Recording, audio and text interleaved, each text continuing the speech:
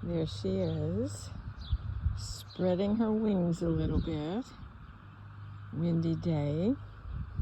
She did get a wee trim along the bottom, giving her time to spread her limbs and start taking more shape so we can train together.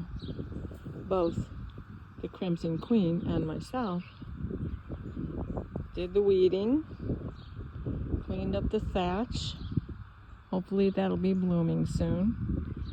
Have to go get some red mulch and more white stones. I do have some disappointments back here from the wind.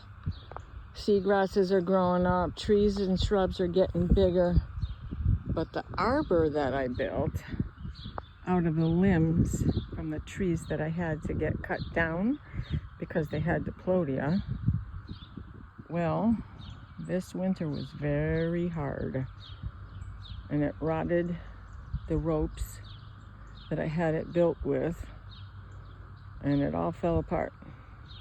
Back to the drawing board. Yeah.